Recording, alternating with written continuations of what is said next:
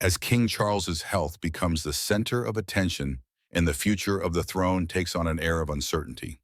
Another figure is quietly shaping a strategy for the years ahead, Queen Camilla. The monarchy, despite enduring countless political and social upheavals, has long provided Britain with a rare continuity, an anchor of stability few institutions can claim. But to preserve that stability, especially as the sovereign gradually steps back, requires a guiding hand both steady and adaptable. And Camilla, who has journeyed from a once controversial shadow to a confident queen, appears to be preparing for precisely that role. What stands out is that her strategy is not marked by grand declarations or theatrical gestures, but instead rooted in something deeply personal.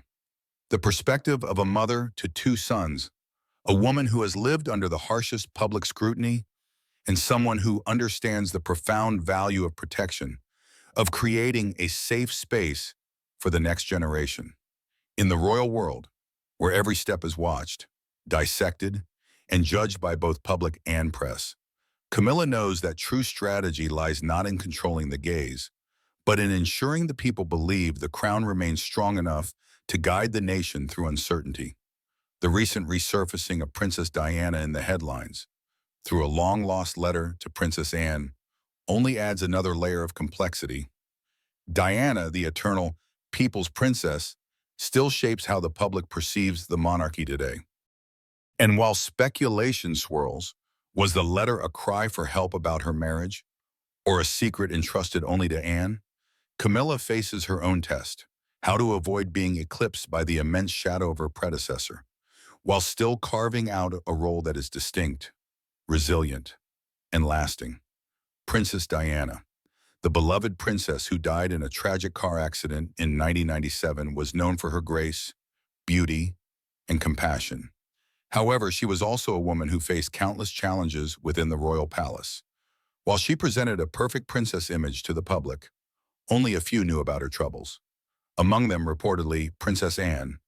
Though the world may not be aware of their close bond, the lost letter from Princess Diana to Princess Anne revealed a shared friendship with an emotional and personal understanding. But what exactly were the contents of Diana's letter to Anne? Stay with us as we unveil its contents. The surprising discovery of Princess Diana's letter to Princess Anne has captivated people with different speculations and rumors concerning the contents of the princess's letter. Some suggest the letter contained information about Camilla Parker Bowles, Prince Charles's former mistress and the woman Princess Diana called the third person in her marriage. Others believe it was a personal confession of Diana's troubles with depression and her struggles with bulimia, as she felt isolated and emotionally drained by Charles's continuous absence in her life and their sons' lives. This made Diana confide in someone she could trust within the palace walls, since the secrets of the royal family stayed within the family. However, all these speculations were incorrect. The letters weren't about Camilla or Diana's personal health troubles, but something else. Diana's letters weren't like casual notes, but an intimate, heartfelt expression of her innermost thoughts. Notably, these letters were dated between the 1980s and 1990s, marking a tumultuous period in Diana's life when she struggled with the demands of royal life, an unfaithful husband, an absent father to her children, and overwhelming loneliness. As Diana's marriage deteriorated, she struggled to maintain perfect composure in public, and she turned to writing as her outlet, a way to clear her minds. Little did she know these letters would one day be shared with the public. But why Anne? Why did Diana choose Anne, of all the people in the royal family, to share her innermost thoughts? Stay tuned as we explore Princess Diana and Princess Anne's relationship. Princess Anne and Princess Diana's relationship, the relationship between Diana, Princess of Wales, and Princess Anne, the Princess Royal, has long been in the spotlight, with many wondering what the bond between the two sisters-in-law was like. According to royal author Ingrid Seward, tension between Diana and Anne existed before Diana married Prince Charles. In her book Prince Edward, Seward revealed an incident that occurred toward the end of Ascot Week in June 1981, barely a month before Diana's marriage. Diana had sensed Anne's apathy toward her and, wanting to make a good impression, went up to the nursery in the Queen's Tower, where Anne was settling in with her son Peter, who was 3 at the time, and her 4-week-old daughter Zara. Diana greeted Princess Anne respectfully, saying, "Ma'am, how wonderful to see you." However, Anne sensed her being pretentious and ignored her greeting. Instead, she looked up at Diana with a disdainful stare. Diana, uncomfortable with the searing force of Anne's scorn, fled the room.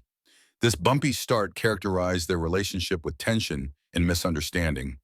One of the significant factors that affected their relationship was the age difference. Anne was 11 years older than her brother's wife, Diana, and reportedly felt overshadowed by Diana, becoming concerned that her sister-in-law, over a decade her junior, made her look out of touch. But how did Diana make Anne look out of touch? Princess Diana made Princess Anne feel out of touch with her emotionally charged approach, which Anne found irritating. This made Anne once remark, "Wherever she goes, drama follows." This was due to Diana's presence in media headlines, which contrasted with Anne's no-nonsense demeanor. Anne took royal duties and responsibilities as a priority with less concern for media attention. Anne complained about the attention Diana attracted from the press. However, Diana ignored all of Anne's complaints, as she used her charm and emotional connection to engage with the public. HIV does not make people dangerous to know, so you can shake their hands and give them a hug. Heaven knows they need it. A significant example of this was during the HIV/AIDS epidemic, when Diana removed her glove to shake hands with HIV patients in front of cameras. This picture became very famous, as it won public admiration. But, as Anne said, Diana always came with drama. Back in the 1970s, before Princess Diana became part of the royal family, Princess Anne was given the accolade of the hardest working royal. However, in the 1980s, with Diana's media rush and popularity, the narrative changed. Even though Anne was making 4 times as many royal appearances as Diana, the focus remained on Diana, who was pregnant with Prince William. The whole media was consumed with royal baby fever at its peak. The media ignored Princess Anne, who was busy with a royal tour of the U.S. Instead of asking Anne about her trip, reporters were more interested in asking about Diana. Interestingly, Anne first learned about Prince William's birth from a news crew, and when they questioned her for a reaction, she bluntly said she wasn't aware Diana had given birth. Anne's reaction was expected, as she had a straightforward, pragmatic personality. However, she became frustrated as the media pressured her to make a statement on how she felt about being an aunt, and all she had to say was there was too much fuss over the new baby. This showed her frustration at how the media paid little attention to her diligent royal work, but were caught up with Diana's baby. This highlighted the difference in how both women approached their royal responsibilities. Anne, a no-nonsense woman dedicated to her royal duties, did what had to be done without seeking media attention, while Diana loved the attention she got with her charm. The difference in their approaches and personalities led to sparks of tension. A palace insider once revealed that Diana was intimidated by Anne, and Charles never made much effort to help his new wife bond with his sister. However, this was only the beginning. Several more events widened the gap in friendship between Diana and Anne. Stay with us as we uncover more. In 1982, when Prince William was born, Princess Anne was expected to be the godparent to Prince Charles and Princess Diana's firstborn and future heir, Prince William, especially since Charles was the godfather to her son, Peter Phillips. However, Anne wasn't given the position. It was alleged that Charles agreed to the idea of his sister becoming William's godmother, but Diana wasn't keen on the idea, and so Anne was passed over. Charles assured Diana that she would be the godmother of their next child. However, when the time came, something unexpected happened. When Prince Harry was born in 1984, Anne expected to assume the role of godmother to Harry, but she was snubbed again for the second time. Instead, Diana chose her best friend and old flatmate, Carolyn Bartholomew, justifying her decision by saying she wanted a male godparent for a male child. This decision heightened the rift between Diana and Anne refused to attend the christening of Prince Harry held at Windsor Castle. Instead, Princess Anne and her husband sent a message that they wouldn't be able to make the event but would arrive later in the day. Interestingly, Princess Anne was having a hunting party at her Gloucestershire home as Prince Harry was being baptized. with guns blazing 100 meters away at Gatcombe Park. Anne's absence didn't go unnoticed. And it wasn't only Anne who was upset at Diana's decision. Charles's father, Prince Philip, was also annoyed by the decision and reportedly wasn't speaking to his son Charles at the time of the christening. Diana's decision on her son's godparents further strained her and Anne's relationship. Yet, despite these tensions, these women shared some similarities. In Andrew Morton's biography, Diana mentioned that despite rumors, she and Anne got along great. While they weren't each other's confidants, they respected one another and got along well. Unlike what the tabloids often presented, let's take a look at the similarities between both women. Diana and Anne both shared a strong commitment to charity and public service. Diana focused on causes like AIDS awareness, campaigns against landmines, and regular visits to orphanages and hospitals. Similarly, Princess Anne championed numerous charitable commitments behind the scenes, like being an advocate for health issues, children's welfare, and equestrian sport. They also shared strong, independent personalities. Diana was an outspoken woman who loved her independence and broke royal tradition by wearing more casual outfits and engaging with the public in a hands-on approach, an approach royals hardly followed in the 1980s and 1990s. Princess Diana redefined what it meant to be royal with her approach to royalty. Likewise, Anne is known for her strong will and no-nonsense attitude, focusing on her royal duties and presenting herself as an independent, focused woman.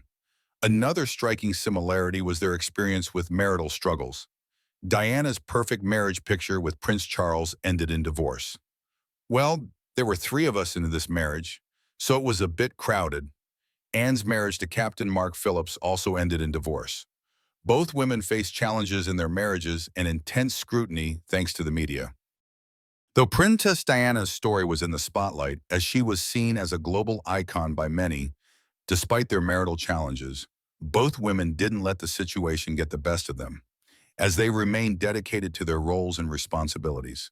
In the end, despite their differences and tense moments, Diana and Anne shared certain qualities that showed their unique connection. But what could have possibly been contained in the mysterious letter? Stay tuned as we delve deeper into Diana's struggles in the royal family to understand this. Diana's struggles within the royal family began shortly after her marriage to Prince Charles. Though there were early signs of the struggles she would face in the marriage. What were these early signs? Keep watching to find out.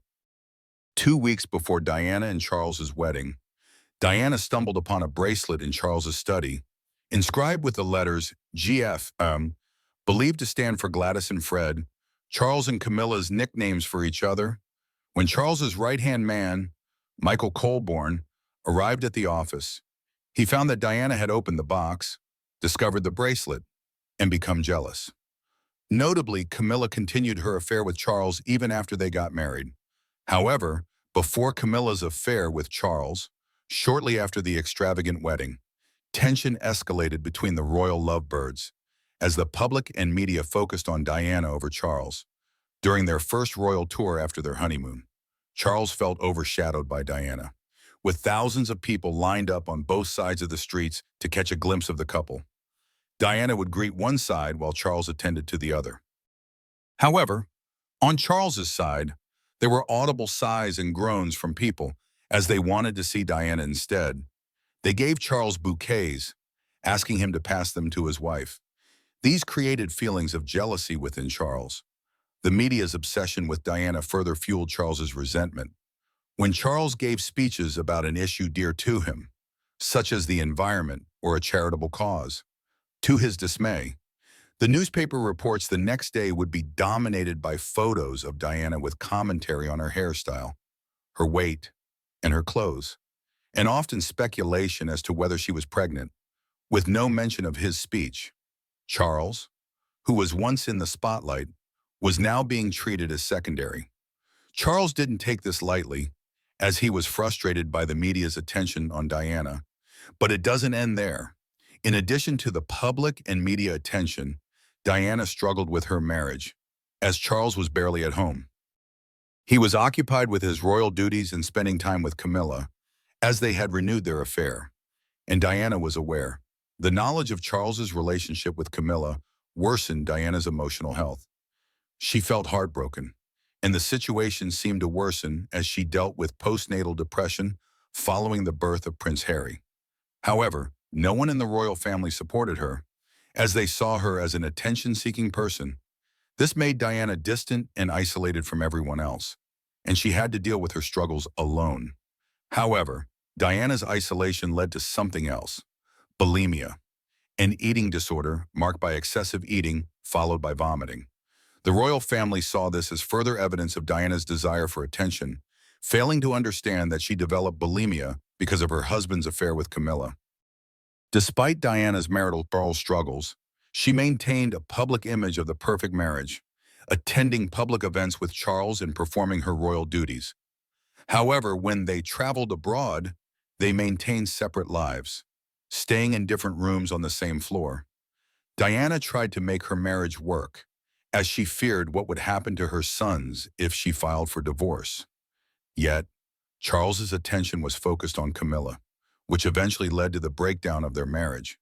Diana's dance teacher, Anne Allen, recalled moments when Diana broke down in tears during lessons, revealing her desperation to make Charles happy and her frustration over his infidelity. To deal with these struggles, Diana sometimes turned to writing, pouring out her heartfelt thoughts and emotions into her handwritten letters. Stay tuned as we uncover the contents of Diana's letters. Diana's other letters. In 1984, just 10 days after Prince Harry's birth, Princess Diana wrote an intimate letter to her parents' housekeeper, Violet Collison. The letter read, "It was so very kind of you to have given such a lovely present to Harry. We were enormously touched. I cannot thank you enough for the bibs." Diana also added, "William adores his little brother and spends the entire time pouring an endless supply of hugs and kisses over Harry." However, today, William and Harry's relationship is far from warm hugs and kisses and rather frosty. Another handwritten letter, dated October 21, 1981, was written in blue ink on stationery bearing a stamped royal crest. It reads in part, "Died Mr. and Mrs. Pendry, enclosed is a small memento of our wedding day, which I hope you'll like. Signed, Diana." On the verso, another letter was written to Collison. It was a double-sided letter written on Buckingham Palace notepaper to thank Collison for a birthday present. Dated July 8, 1981, 3 weeks before the royal wedding, the then Lady Diana Spencer also noted that everyone is frantically busy here doing last-minute decorations. The bride-to-be has remained quite calm. Interestingly, in another letter, Diana wrote regarding her divorce from King Charles, confiding in Collison, "If I'd known a year ago what I'd experienced going through this divorce, I never would have consented. It's desperate and ugly." In another, she wrote, "It's too difficult sometimes to keep one's head up. And today I am on my knees and just longing for this divorce to go through, as the possible cost is tremendous." Diana's letters were heartfelt and filled with raw emotions, providing a glimpse into her struggles. These letters also revealed Diana's appreciation for the small gifts and acts of kindness she received from those in her life. Miss Collison, on the other hand, valued her relationship with Diana, as she kept many of Diana's letters as they maintained correspondence. On July 30th, 2024, several of Diana's letters to Miss Collison were auctioned at Sorters Auctioneers in Essex. The auction items were a confidential collection of 32 highly personal letters and cards written by the Princess of Wales. Among them were signed family Christmas cards and memorabilia from key events relating to Diana's life, such as a personal invitation to the royal wedding, a ticket for Diana's funeral, and correspondence for her memorial service. One notable item was a 1981 signed holiday card with the wedding photo of Prince Charles and Diana, sold for $3,900. At the end of the auction, more than a dozen letters and cards from Diana to her family's former housekeeper sold for a total of $51,815. Even in death, Princess Diana's memory remained cherished by millions of people around the world. The auction of Diana's notes and letters showed her enduring influence and how she had resonated deeply with people. Princess Diana's legacy was more than just her role as a royal, as it encompassed the kind of woman she was during her lifetime. Let's take a look at what makes Princess Diana the beloved princess she remains to this day. Princess Diana's legacy, what was your instant impression of her? Well, I remember thinking what a very jolly and amusing and attractive 16-year-old she was. Princess Diana's legacy lives on to this very day, as her compassion and advocacy for the vulnerable made her the beloved people's princess. Some of her most notable works include her groundbreaking efforts in AIDS awareness. Diana challenged the way people viewed HIV/AIDS patients by debunking the myth that it could be transmitted by physical contact. As she did something no royal would do, Princess Diana famously took off her gloves and shook the hands of an AIDS patient. This simple yet powerful act helped improve the image of AIDS patients in the 1980s. The broader ward of the Middlesex Hospital is the only specially designed AIDS ward in Britain. The hospital reckoned that the princess's visit was worth all the government propaganda put together. Diana went on to open the UK's first purpose-built AIDS unit at London's Middlesex Hospital, focused exclusively on caring for those with the virus, just like the AIDS Awareness Project. Princess Diana also brought a global attention to leprosy. Certainly, in the respect that the lead-up to Princess Diana coming was, will she or won't she wear gloves? And she didn't. I believe she wouldn't. And she's lived up to what I believe she knew the facts. She visited leprosy patients and made physical contact with those affected by the disease to dispel the myth that leprosy could be contracted by touch. In 1990, before a visit to Indonesia, Diana became a patron of the Leprosy Mission, an organization providing medicine, treatment, and support to individuals and their families affected by the disease. Diana remained an active member of the organization during her lifetime. Aside from health causes, Princess Diana was deeply concerned with societal causes, particularly the poor and homeless masses in society, and so she looked for a way to help them. In '92, she became a patron of Centrepoint, a charity aimed at helping homeless young people and seeking to end youth homelessness in the UK. Diana often took her sons with her to these visits, recognizing how important it was for the princes to develop a sense of the hardships and injustices faced by so many members of society. Diana was also a passionate advocate against the use of landmines, which left devastating consequences for those affected. During Diana's visit to Angola with the British Red Cross, she met with the Halo Trust, a charity working to clear mines left during the Angolan Civil War. She collaborated with them to stop the use of landmines. Diana also did something remarkable, walking across a cleared lane in an active minefield. This iconic walk through an active landmine drew the attention of global figures to the dangers posed by the use of landmines. Diana's efforts further helped the campaign for an international ban on landmines. A global landmine treaty, the Ottawa Treaty, was signed later that year, just months after Diana's tragic death in August 1997. The shocking allegations about Princess Diana's death, authorities are now reviewing the new and sensational claim that she was actually murdered by the British government. Today, Princess Diana's sons continue her charity work. Her 20th anniversary year feels like a good time to remember all the good things about her. As they strive to continue her humanitarian legacy, spreading awareness and giving a voice to those in need.